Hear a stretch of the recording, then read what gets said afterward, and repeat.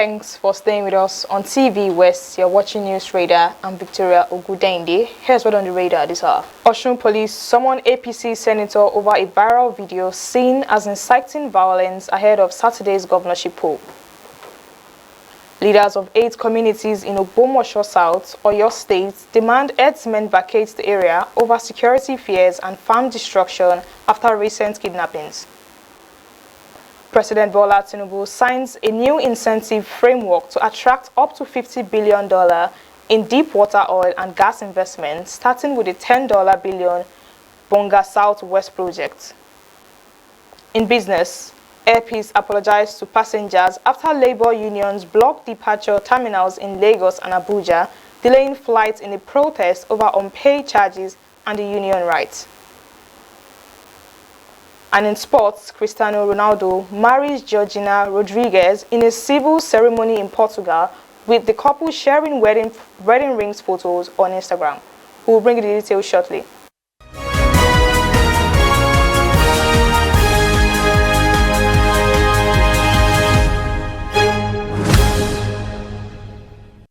APC Senator Francis Fadansi over a viral video ahead of Saturday's governorship election. The clip shows the senator addressing supporters at a royal palace in Ijeshaland. It speaks about rivalry party members in terms that many interpret as a call to violence. Fadansi's media office later issues a clarification.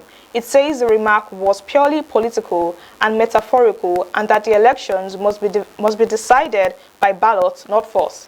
The summon comes as the state records at least 30 pre-election deaths, according to police figures. 3 men were shot dead in Elisha earlier this week. Police described the incidents as a cult-related, while community sources link it to a political rivalry. The Accord Party remains the senator's arrest and prosecution, calling the comments open incitement.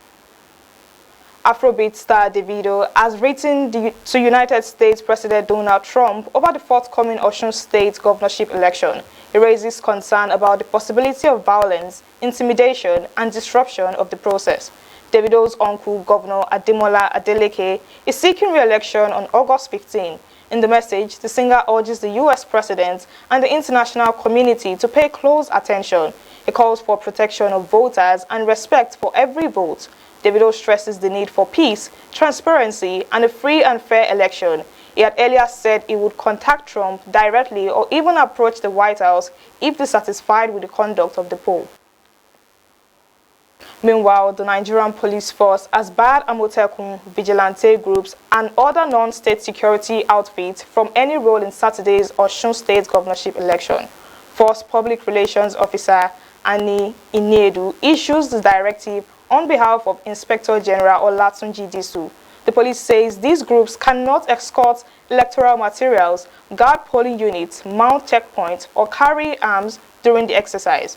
Political parties, candidates, and supporters are warned not to engage, harm, or deploy them. Anyone who does so will be arrested and prosecuted.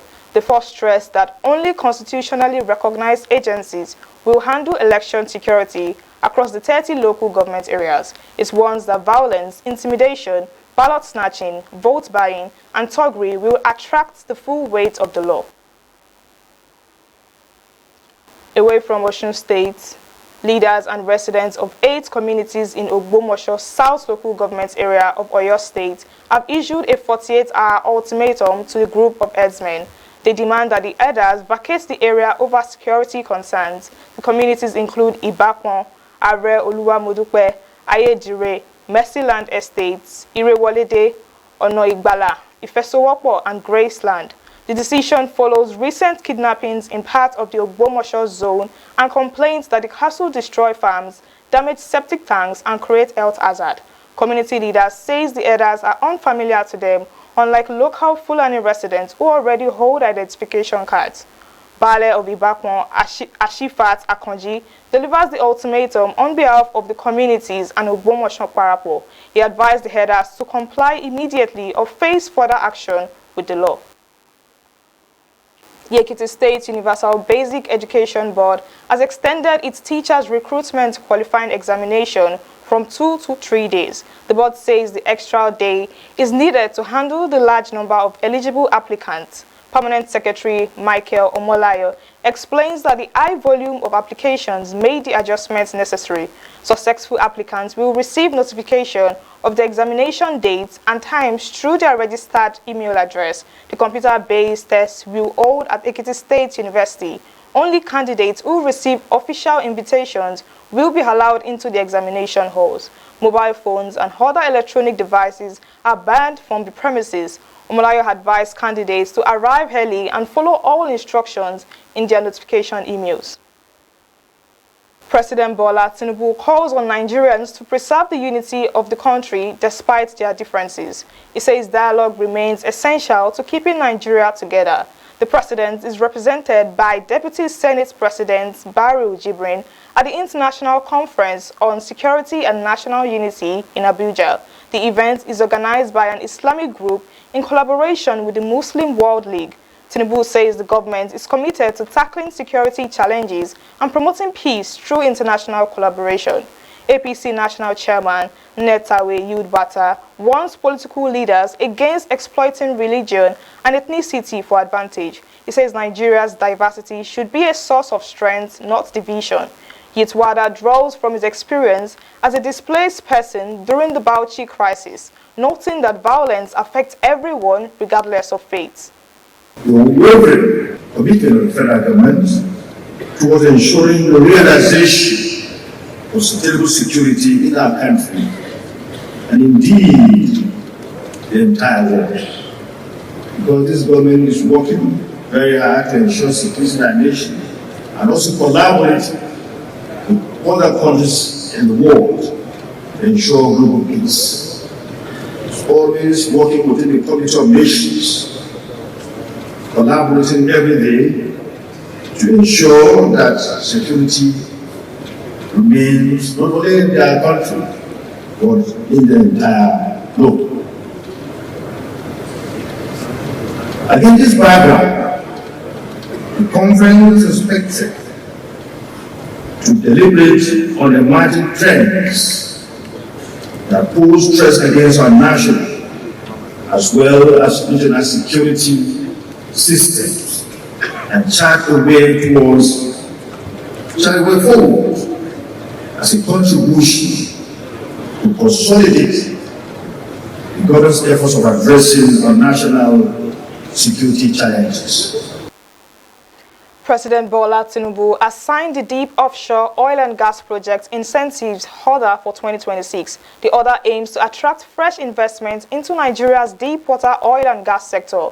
Tinubu announces the development on his official X account. He says the framework will provide clear and predictable tax terms for a new generation of deep offshore projects. According to the president, the policy has the potential to unlock up to $50 billion in investment. It starts with the estimated $10 billion Bonga Southwest project for existing deep offshore lease. Operators have until the end of 2029 to reach final investment decision and qualify for the full standard incentive.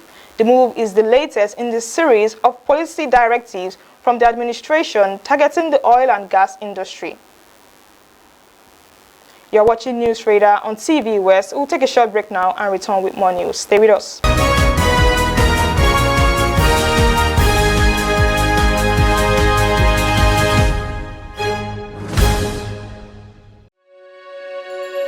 You are watching the test transmission of TVWest.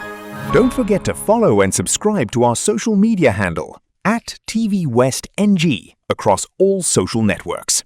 Thanks for staying with us. TV West, reporting the West, inspiring progress.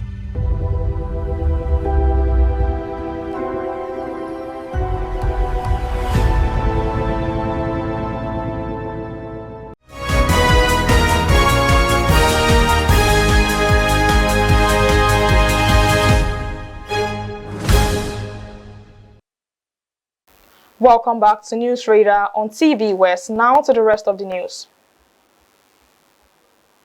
In business, Air Peace has apologized to foreigners to passengers affected by the disruption of its flight operations in Lagos and Abuja. The airline says members of Organized Labor's Union blocked the entrance to its departure terminals. The blockade covers Muritala Mohammed Airport, Terminal 1 and Terminal 2 in Lagos, as well as the Nnamdi Azikiwe International Airport in Abuja. As a result, several scheduled flights are unable to depart on time. The action is part of an ongoing industrial protest by aviation unions. The unions are demanding the remittance of the statutory 5% ticket sales charge and the end to what they describe as anti-union practices. Airpeace acknowledges the inconvenience caused to travelers and expressed regrets over the situation. Domestic crude oil and condensate supply to local refineries reaches 97.4% in the second quarter of 2026. The Nigerian Upstream Petroleum Regulatory Commission reports that 53.7 million barrels were supplied between June and April. The figures come from the Commission's enforcement of the domestic crude supply obligation under the Petroleum Industry Act. Producers supply more than their monthly allocations in April and June, though performances dipped below the targets in May. NUPRC linked the improvement to higher local oil production and the signing of long-term supply agreements between producers and refiners. The Dangote refinery accounts for the largest share of the crude offered to domestic plants during the quarter. The Commission says it will continue enforcing the obligation to support energy sufficiency. A new study suggests eating tomatoes may help reduce fat buildup in the liver. Researchers divided participants into two groups. One group ate raw tomatoes and tomato sauce daily for 6 weeks. The other group followed a tomato-free diet. Both groups saw a decline in liver fat, but the tomato group had a greater decrease. The study was published in Nutrients. It included adults with metabolic dysfunction, associated liver disease. Experts say more research is needed. The study only lasted 6 weeks. Most participants were men, and those with obesity were excluded. The findings suggest tomatoes may offer benefits beyond weight loss, but researchers say long-term effects remain unclear. On the foreign scene, rescuers pull a 32-year-old woman alive from the rubble of a collapsed building in the western Colombian city of Pereira. Daniela Lago is carried out wrapped in a blue blanket on August 11, drawing cheers from relatives and rescue workers. A mother say a resident heard cries beneath the debris and began clearing rubble with neighborhoods before professional teams arrived. The magnitude 7.4 earthquake struck a day earlier. His mother says a resident heard cries beneath the debris and began clearing the rubble with neighborhoods before professional teams arrived. The magnitude 7.8 earthquake struck a day earlier. Regional authorities put the death tolls at more than 240, while the national government reports 188 deaths. At least 1,600 people are injured. Soldiers, firefighters, and volunteers continue searching ruined buildings with cranes, sniffer dogs, and heavy machineries. Aftershocks forced many families to sleep in parks and temporary shelters. In Cali, part of a major hospital collapsed, forcing staff to treat patients outdoors. President Abelardo de la Espriella declares a state of emergency and promises rent support for displaced families. A massive wildfire continued to burn across the nearby area of Huelva in southern Spain. More than 25,000 hectares of woodland, pine forests, and scrubland have already been affected. Strong and shifting winds make the blaze erratic and complicate firefighting efforts. Around 700 people have been evacuated from nearby areas as a precaution. Hundreds of firefighters, ground crews, and aerial resources are working to contain the fire. Authorities say it remains active and may take several more days to bring under control. The fire comes as hundreds of thousands of tourists arrive in Spain for Wednesday's solar eclipse. Officials have deployed 35,000 officers to outdoor viewing sites to prevent new fires in the dry condition. From the world of entertainment, a candlelight service and night of tribute for the late actress Temitope Oshoba holds on Tuesday night in Lagos. Foluke Daramola announces the event with a strict white dress code. Many gather at LTV 8 in Ikeja to honor the actress. Among those present are Toyosi Adesonya, Jigan Babaoja, Alesh Sonny, and Foluke Daramola. Few top Yoruba actors attend the service. News of her death broke last Wednesday. The cause remains unclear, with reports that she did not die being taken to hospital. Alesh Sonny says she did not die of cancer. Her fiancé, Prophet Itunu Onodeko, alleged she died at the police station in Ikorodu and dismisses claims of poisoning. Actor Yomi Fabi earlier called for the postponement of the burial to allow for proper investigation. And now to sports. The Nigerian Football Federation has issued a formal apology to the federal government of the people in Nigeria. The Super Falcons failed to secure direct qualifications for the 2027 FIFA Women's World Cup at the ongoing Women's African Cup of Nations. NFF President Ibrahim Musa Gulsan expresses deep regret over the results on behalf of the Federation, the team, and the entire Nigerian football family. The Federation offers a special apology to President Bola Tinubu, noting his strong support for Nigerian sports and women athletes. Despite the setback, a pathway remains open through CAF playoffs and the FIFA playoff tournaments. The NFF says it will regroup, learn from the experience, and focus fully on remaining opportunity. It pledges an honest review of preparation and operations while urging continued support for the Super Falcons. Cristiano Ronaldo has married his longtime girlfriend, Georgina Rodriguez, in a civil ceremony in Portugal. The couple, who have been together since 2016 after meeting in Madrid, share a picture on Instagram showing off their wedding rings. They held a ceremony in Cascais, a coastal resort town in 20 miles west of Lisbon. Their 5 children attend the event. The wedding comes just 4 days before Ronaldo's club, Al Nassr, starts its 2026/2027 Saudi Pro League campaign. Ronaldo, now 41, continues his career in Saudi Arabia after spells at Sporting Lisbon, Manchester United, Real Madrid, and Juventus. He recently featured in his 6th World Cup and later confirms it was his last appearance at the tournament.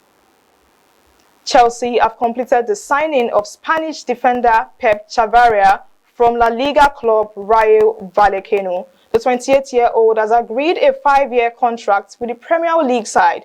Chavarria will start training with the new teammate at the Cobham training ground as Chelsea prepare for the 2026/2027 campaign. The player describes the move as a dream come true, calling Chelsea one of the biggest clubs in the world. He says he is ready for the opportunity and will work hard to help the team succeed. Chavarria also thanks his family for their constant support throughout his career. Thanks for watching News Radar. I'm Victoria Ogudende.